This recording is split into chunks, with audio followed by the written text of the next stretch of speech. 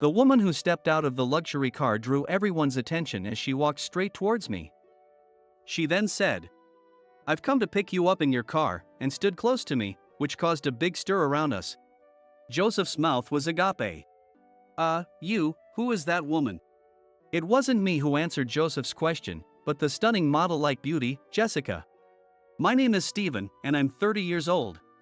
I work at a design and engineering company. Today is our high school reunion. It's the first time we've ever had one, but out of nowhere, an invitation had arrived. The sender was Joseph. We met in our first year of high school and pushed each other to aim for a prestigious university. We spent our afternoons studying in the library or study rooms, half studying and half chatting. Joseph and I especially loved cars and often debated about our dream cars.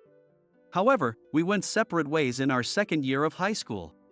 My father suddenly passed away due to illness.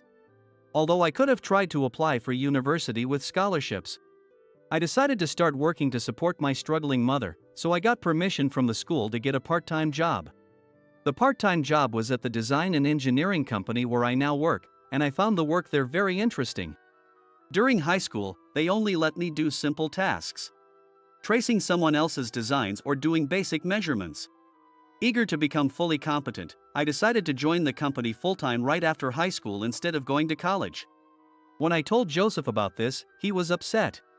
He said we had promised to apply for T University together. But my situation had changed drastically. Since then, I haven't been in touch with Joseph at all. I know he successfully got into the prestigious university we aimed for. It's been 12 years since then. I was genuinely curious about how he's been, so I decided to attend the reunion. Since the invitation was from Joseph, it seemed he was the organizer. I arrived early at the venue and looked for Joseph. I found him right away. Even in high school, he was tall, well-built, and handsome with sharp features. Today, he was wearing an expensive-looking suit, looking even more impressive. As I approached Joseph, he noticed me. "Hey, it's Stephen, isn't it?" He walked towards me with wide eyes. "Joseph. Long time no see. How have you been?" I greeted him as I handed over the participation fee, and he nodded with a smile. "I've been well, but really busy. The company I joined after graduating is extremely demanding. But, how should I put it? I feel like I'm really contributing to the country, and it's very fulfilling." Contributing to the country, that's quite grand.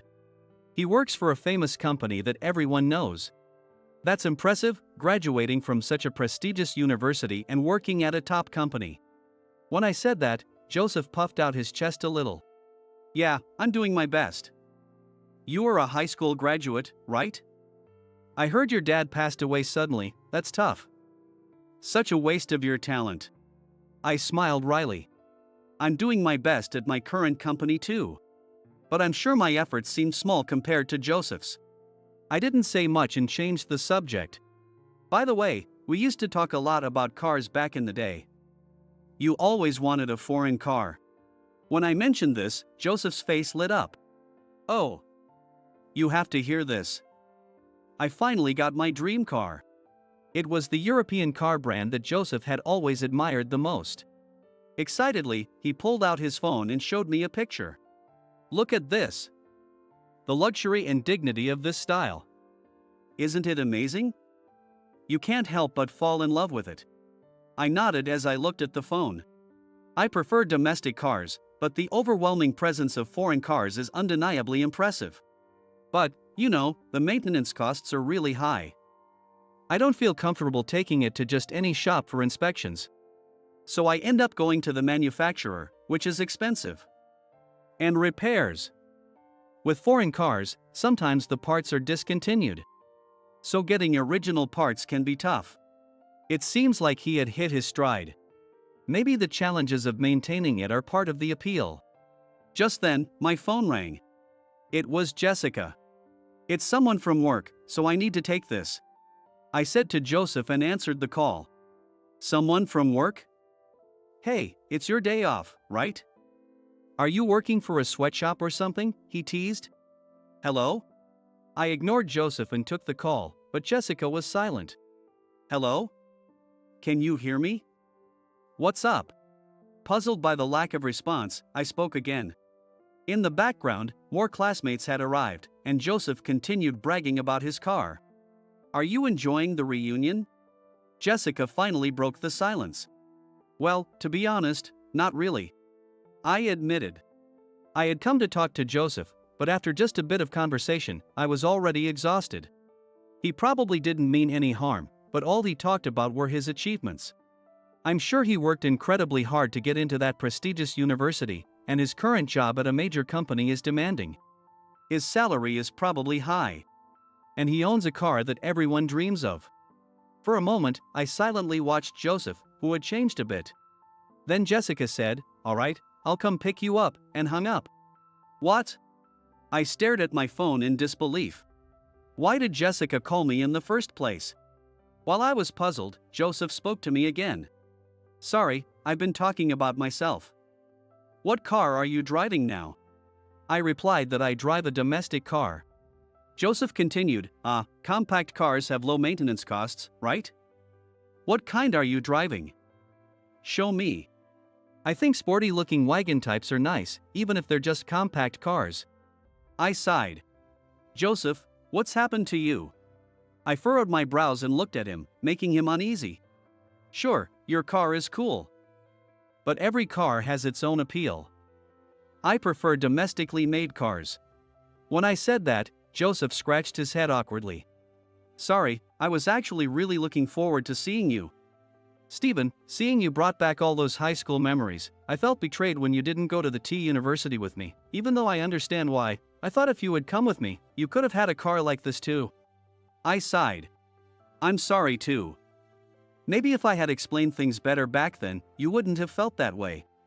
I found the work at the company where I had my part-time job really interesting and wanted to learn through practice instead of just studying. And after that, as I trailed off, a high-end domestic car pulled up outside the venue. That alone caused a bit of a stir, but when everyone saw the woman stepping out of the driver's seat, they were stunned. With a small face, thin lips, a sharp high nose, and almond-shaped double eyelids. Her slightly brown, wavy hair. Her well-proportioned figure, and long, slender legs peeking out from her skirt. The woman who stepped out of the luxury car drew everyone's attention as she walked straight towards me and said, "I've come to pick you up in your car," causing a huge commotion around us. Joseph's mouth was agape. Who is that woman? It wasn't me who answered Joseph's question, but the stunning model-like beauty, Jessica. My name is Jessica. I'm Stephen's assistant, she said, making a graceful bow. I held my head in my hands. Jessica took my hand and, insisting, "Let's go," tried to lead me back the way she came. Jessica, sorry. I just started to enjoy myself, I said, stopping her. Jessica widened her eyes. Just had a misunderstanding with an old friend. We just made up, so, sorry, I explained. Jessica smiled warmly. It's fine if you're having fun. Can I hang around and wait? If I wasn't enjoying myself, it would be rude to keep her waiting after she came to pick me up. I was about to suggest she head back when Joseph stepped forward. If you'd like, your assistant can join us. Jessica's face lit up. Really? Her smile was dazzling, nearly knocking everyone out. It's a buffet, so if you pay the fee, Joseph said, glancing at me with a grin. I silently took out my wallet and paid for Jessica. You are not really my assistant, and that car is a company car, I said as I handed over the fee. Jessica pouted. Hey, I was trying to make you look good. I chuckled. Jessica continued. Why not? You're going to be the next president. When you become president, I'll be your assistant, and you'll use that car. The room buzzed at her words. People started asking about my current situation. So I reluctantly explained that I had been working hard at the company where I had my high school part-time job, eventually being considered for the next president role. Jessica looked at me with a sly smile, but I tried not to involve her too much in my story. Joseph then said, I see, you were working hard too, Stephen. Sorry again for everything. No worries. I wanted to tell you everything back then. After we fell out in high school, I was a bit stubborn. Perhaps, can we hang out more often? Joseph nodded with a smile. As the reunion ended, I went for a drive with Jessica behind the wheel. She focused straight ahead, concentrating on driving. Watching her profile, I recalled how we met. I met Jessica in my second year of high school. It was a few months after I started my part-time job at the company, during the summer. During the summer vacation, a fourth-grade girl began coming to the office. It was Jessica, the daughter of Mr. Brown, the company president. Back then, the company was very small and family-like, and employees' children would often come by on days off. Jessica was there almost every day. She seemed to enjoy watching the adults work. She took a particular liking to me. She would watch me work closely. Her eyes sparkled with curiosity. A 10-year-old girl hanging around didn't seem like anything romantic. But Jessica was quite a mature girl. She would straightforwardly say, "I want to marry you in the future." When I brushed it off, she would get angry, saying, "I'm serious."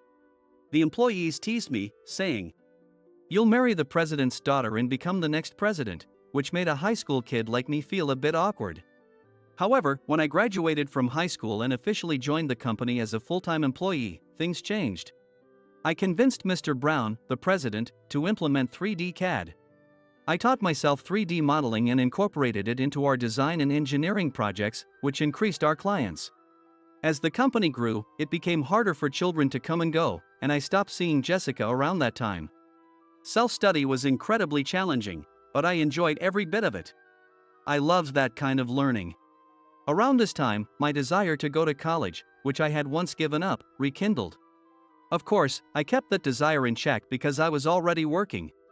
But I wondered if I could at least take some classes to learn about the areas where self-study had its limits. Going to college now seemed impractical. Still, I wanted to attend university. One day, amidst this internal struggle, Mr. Brown approached me. "Stephen, have you considered going to college?" I was stunned when Mr. Brown, the president, said, "Thanks to your hard work, the company has grown significantly. I know you've been looking into universities because you want to study more. How about taking a leave of absence and attending college for 4 years? I want to support your aspirations," he said with a warm smile. I was moved to tears. I asked for some time to think it over. It was an incredibly generous offer, but I didn't want to leave the company short-handed for 4 years. After doing some research, I found a night school at a university. Fortunately, there was a night school within commuting distance that had the program I wanted to study. When I consulted with Mr. Brown, he laughed at my modesty. So, I enrolled in night school and studied to my heart's content. During this time, the company accommodated my schedule by adjusting overtime and weekend work, which was a huge help. I will definitely repay this kindness.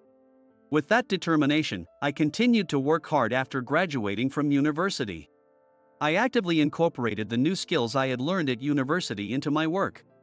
These new skills were particularly effective in large projects, allowing us to offer proposals from various angles, even in urban development. So, as it turns out, I'm not just a high school graduate as Joseph mentioned. I forgot to explain this to Joseph, but I'm sure we'll have another chance to meet.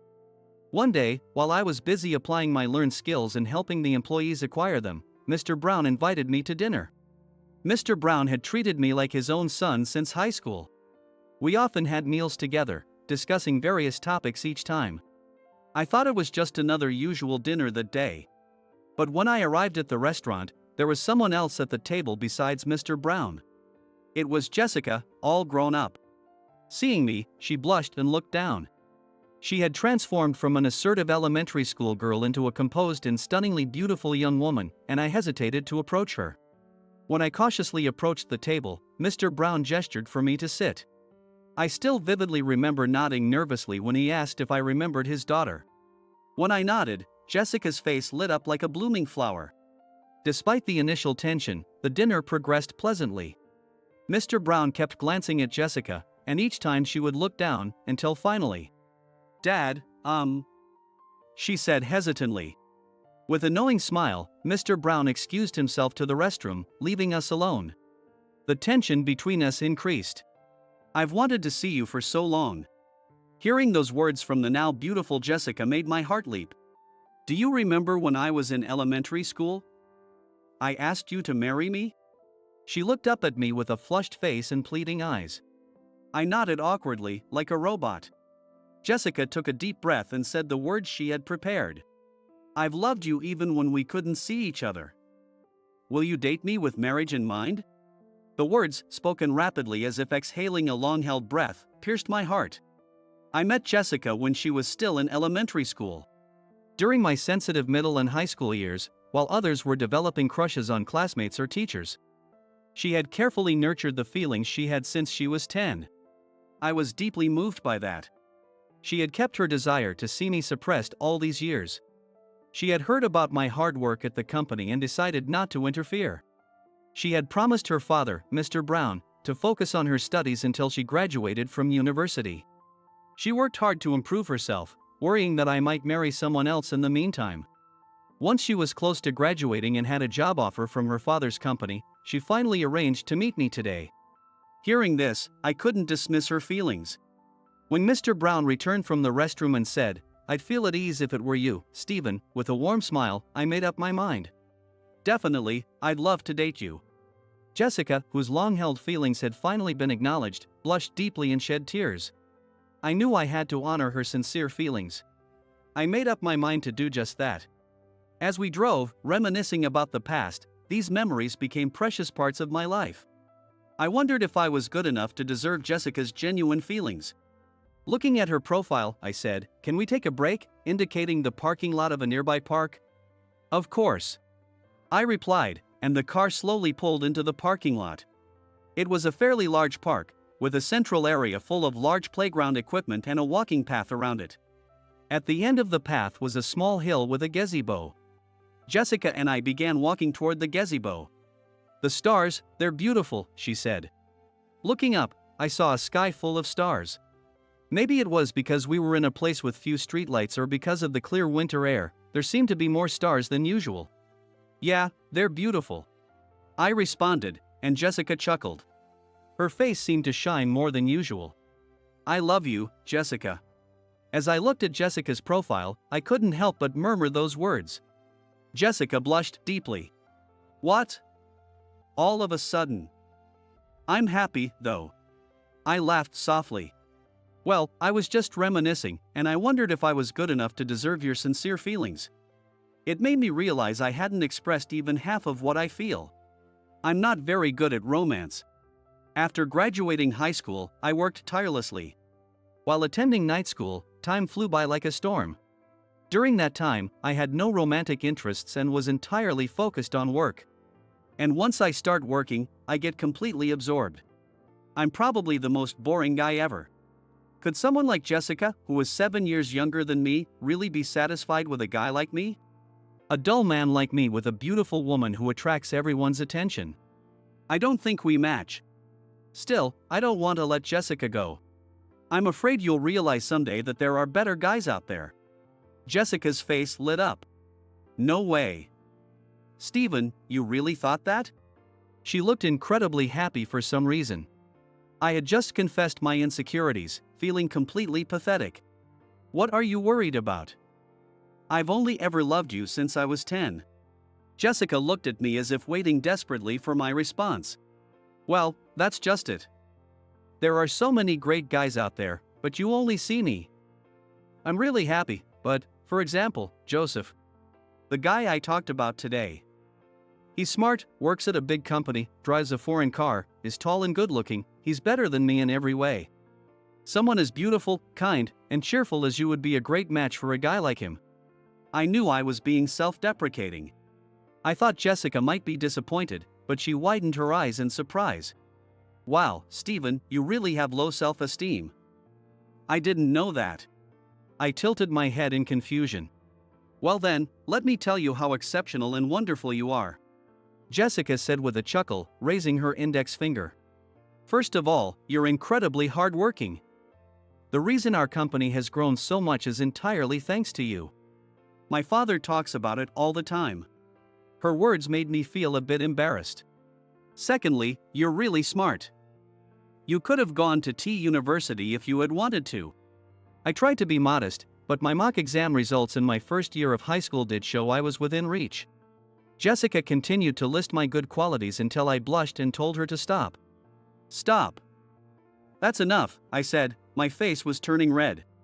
Honestly, I was thrilled. It felt great to know Jessica saw me in such a positive light. Jessica looked dissatisfied but said, "Okay, then, just one more thing." She gazed at me intently. "The reason I fell in love with you was seeing your serious expression as you expertly controlled the mouse and keyboard to create designs on the computer. It looked like magic, and I fell for you." I was a bit surprised to learn that young Jessica was drawn to such a seemingly mundane aspect of me. If Joseph is like a foreign car, then you're like a domestic car. I was puzzled by this analogy. You're gentle and kind, which makes you more wonderful than someone flashy like Joseph. At that moment, I decided there was no time like the present. I took out the box I always carried in my pocket. Jessica looked surprised. "Thank you for understanding me better than I do myself." "Jessica, you're beautiful, you work hard to stay fit, and you're kind and strong inside. To me, you're the perfect woman." Jessica listened without moving. "Honestly, I sometimes feel like I'm not worthy enough for you. But I don't want to lose you to anyone else. I want to be by your side forever. Will you marry me?" When our relationship started, it was Jessica who took the courage to confess her feelings. She had loved me for years. I always knew I wanted to propose to her myself. How long had I been carrying this ring? It was just an ordinary day when I was wandering around the city alone. The moment I realized I wanted to marry Jessica, my feet unconsciously led me into a jewelry store. As I looked at the sparkling rings, I found one that would look perfect on Jessica and bought it. I carried that ring with me everywhere, so that I could propose at any moment. It's embarrassing, isn't it?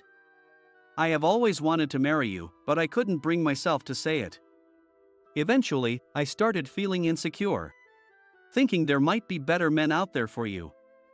I'm glad that I finally decided to propose before anyone else could take you away," I said, holding out the box with the ring. I was anxious that she might not take it, but, "Really, are you sure I'm good enough?" she asked, making me almost stumble. "What? Now you're the one who's worried?" "Why?" I asked, flustered. Jessica looked down. "Because, my confession, I asked my father for help." I understood what she was trying to say. "It has nothing to do with Mr. Brown. I genuinely love you." This was something I could say with absolute confidence. Tears welled up in Jessica's eyes. Then, she gently took the small box from my hand. Jessica slowly opened the small box and, upon seeing its contents, murmured, "Wow, it's beautiful." It's not just about the price, but I splurged quite a bit to honor Jessica's long-held feelings. I couldn't imagine any ring other than this one, which perfectly matched Jessica's image. She gazed at the ring intently and slowly took it out. And then, "Here." She handed the ring to me. I took it and placed it on her finger. She held up her left hand, with the ring now glittering on her ring finger against the starry sky. "I'm so happy, it's so beautiful, even more beautiful than this starry sky." In that moment, she looked more beautiful than ever. Just as foreign cars and domestic cars each have their own unique appeal, I realized I had qualities I hadn't acknowledged. Jessica had discovered those qualities in me. Although Jessica is undeniably a beautiful and charming woman, I believe I know her inner beauty better than anyone. I hope to cherish what I have now and continue to improve in areas where I am lacking. I want to further enrich my work life and eventually acquire the car I've always dreamed of. And most importantly, I want to live happily with Jessica. I have many dreams, and sometimes I worry if I can achieve them all.